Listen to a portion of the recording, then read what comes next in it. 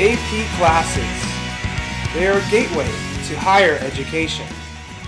They provide opportunities to test students' academic rigor. The push for having open access to these classes has stirred an interesting debate, with the idea of getting more students of color accepted into these courses by lowering the minimum entrance standards. But does having open access to AP courses lead to equal equity for students of color? Or is there still hurdles that keeps them from reaching the top? Let's find out. So, what are some of the challenges that these students, or especially your students, are facing in your AP classes, and also have the school provide any resources to help them succeed?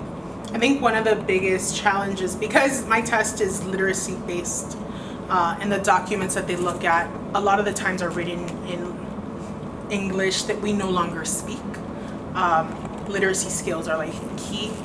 A lot of our students are second language learners, and because of that, they already come in at a deficit. And they attend schools in elementary school and middle school that don't necessarily do a good job at building those skills. So then by the time they get to my class,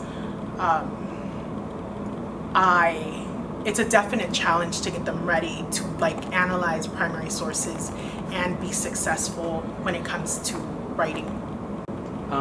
So what will be your overall opinion on this open access equals equity by the College Board? In a perfect world, they are theoretically right. This is not a perfect world. Some communities are underserved and others are dumped with resources.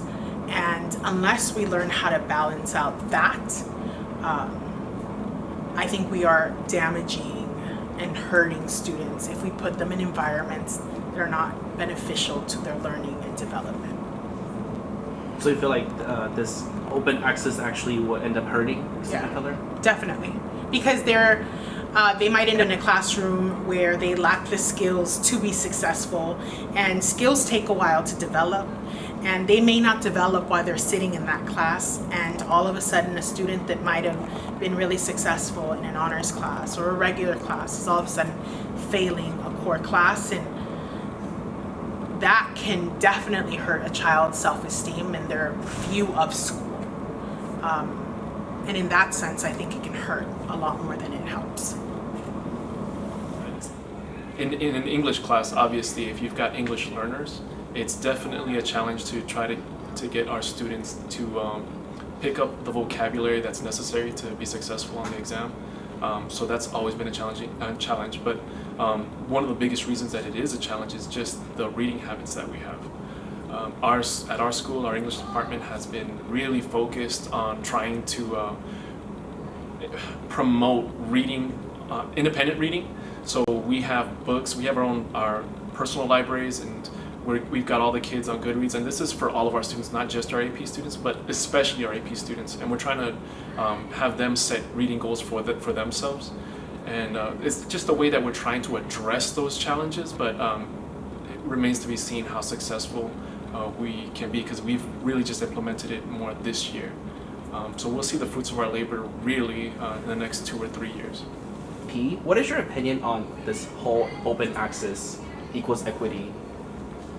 I love the idea of open access, and one of the things that I would like to implement on this campus is just, instead of saying like, okay, certain students can come in because they meet this criteria or by recommendation, which is what we've done in the past to a certain extent, I'd like to make it so that we provide more scaffolds in terms of it would be like an AP workshop over the summer to make sure that students are ready, and that way they get a real idea of what an AP class is like. I mean, it also helps to have more AP classes earlier on in high school, and we haven't had that up until very recently, until last year.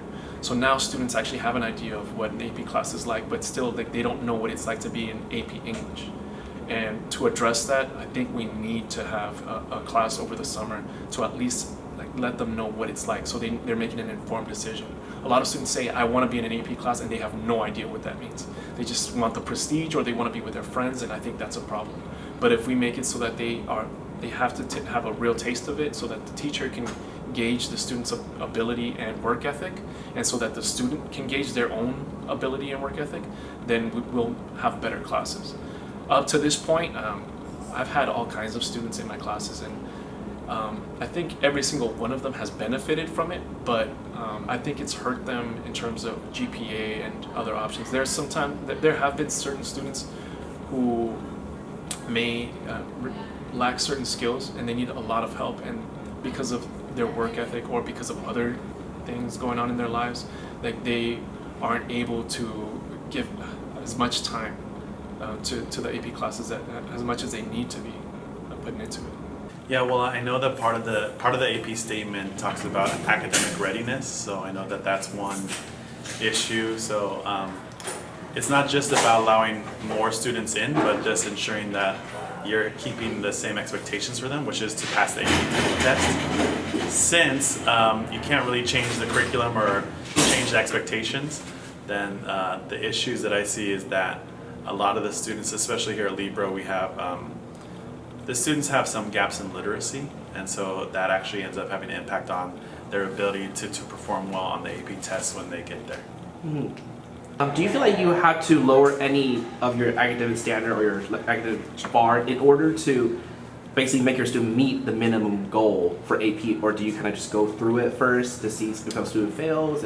Yeah, well, for me, I purposely decided to teach AP economics because it doesn't really involve literacy, and I felt like the students here wouldn't be at a disadvantage because nobody really has a background in economics.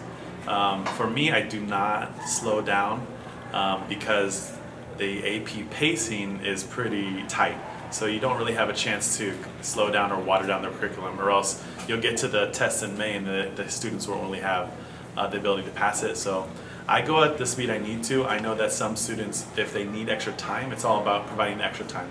So in order to make up for the pacing, if it's overwhelming for students, then I will consistently have tutoring sessions. I'll offer them multiple chances to access like the content. And I think overall, I don't think you can really slow down AP, but you have to provide those extra opportunities outside of class time, because it's really just giving them enough time the students can achieve. Like, it's not an issue of the fact that they can't do it.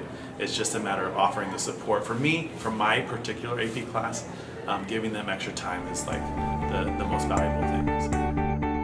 Although open access provides opportunities for students of color to receive a higher degree of education, our sources have concluded that it does not necessarily give them an equal educational experience. Until the districts can provide more resources, collaboration, and support, students of color will continue to face challenges until these issues are solved.